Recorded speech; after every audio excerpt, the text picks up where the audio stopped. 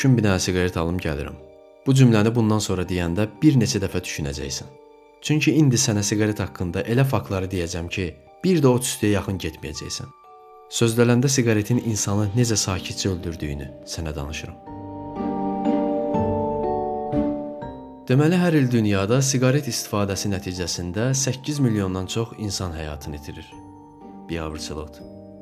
Siqaret çəkməyən insanların yanında siqaret çəkəndə nəzərə al ki, bu ölümlərin 1,3 milyonu özü siqaret çəkməyən, lakin tüstüyə məruz qalan pasiv istifadəçilərdir.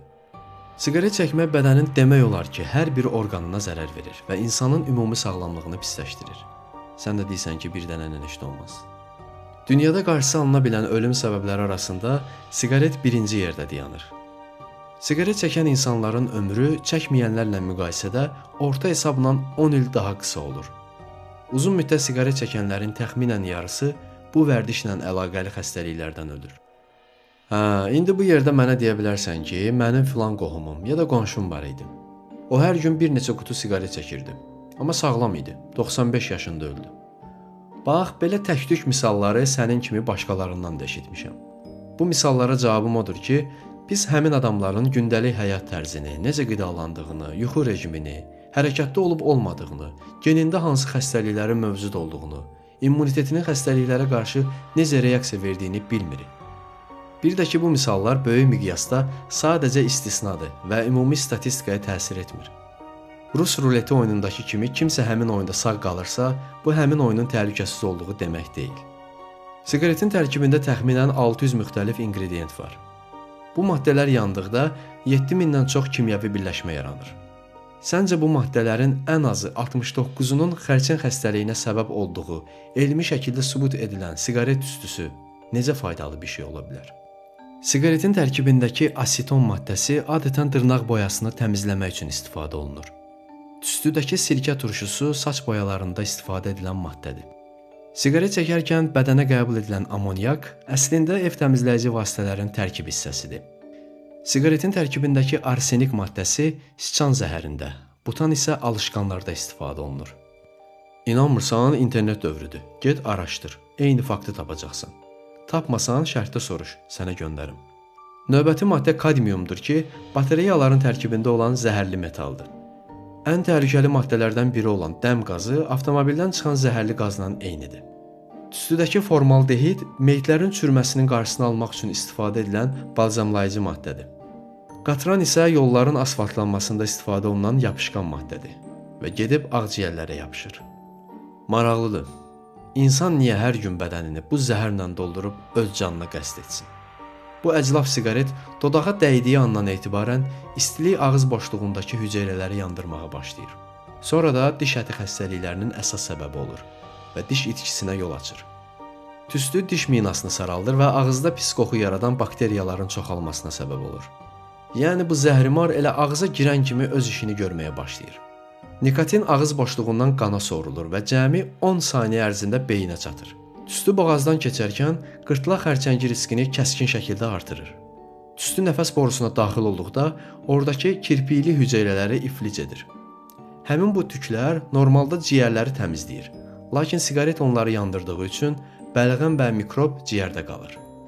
Bu ciyərlər də qalır yetim, əlacsız. Sonra da deyirik ki, filankəs niyə xərçəng oldu? Ağciyər xərçəngindən ölümlərin təxminən 80-90%-i birbaşa siqaretlə bağlıdır.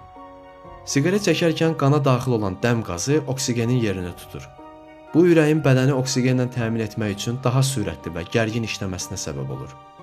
Siqaret qanı qatılaşdırır və palçıq halına salır. Bu da damarlarda laxtalanma riskini artırır. Qan damarları daralır, bu da qan təzyiqinin dərhal yüksəlməsinə səbəb olur. Siqaret çəkənlərdə insult, beyin qan sızması riski çəkməyənlərə nisbətən 2-4 dəfə çoxdur. Qan dövranının pozulması kişilərdə cinsi zəifliyə səbəb olur. Qadınlarda isə siqaret sonsuzluq riskini artırır və hamiləlik zamanı dölün inkişafını ləngidir. Nikotin beyində dopamin ifraz edərək heroin və kokain kimi güclü bir asıllıq yaradır. Zamanla beyin nikotinsiz normal fəaliyyət göstərə bilmir və insan doz almadıqda əsəbi olur. Bir neçə maraqlı statistikanı da deyim.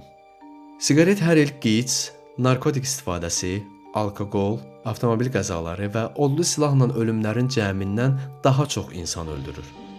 Bir qutu siqaret çəkən insanın aldığı radiasiya dozası il ərzində 300 dəfə rentgen şüası qəbul etməyə bərabərdir. Dünyada hər 4 saniyədə bir nəfər siqaret səbəbindən həyatını itirir. Bir otaqda 1 saat siqaret çəkmək həmin otaqda bütün gün işləyən dizel mühərrikinin tüstüsünü udmaq qədər zərərlidir.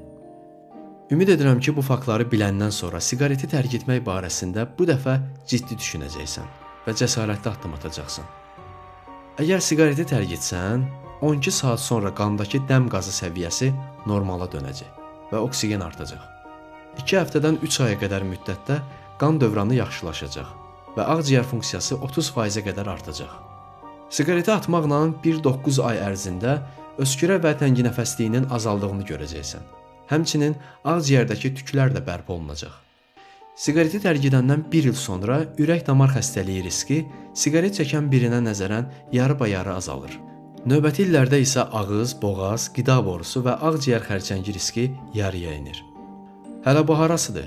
Özün də çox yaxşı bilirsən ki, bu zəhəri çəkməməklə nəinki sağlamlığına fayda vermiş olursan, həm də puluna qənaət edib cibini sahmana salırsan. Hesablasan il ərzində bir zəhərə görə neçə min manat xərclədiyini görəcəksən. Həmin pulla yatırım edib əlavə gəlir qazana, səyahət edə bilərsən. Daha bunu da mən deməyim, özün çox adamdan daha yaxşı bilirsən. Əgər ilk günlərdə hiss etsən ki, siqaretsiz qala bilmirsən, çətinlik çəkirsən, dünyanın axırı deyil. Bunun üçün çoxlu sağlam yollar var. Dur ayağa, gəz, yüngül idman et, su iç, kitab oxu, filmə bax, nəfəs məşqləri et.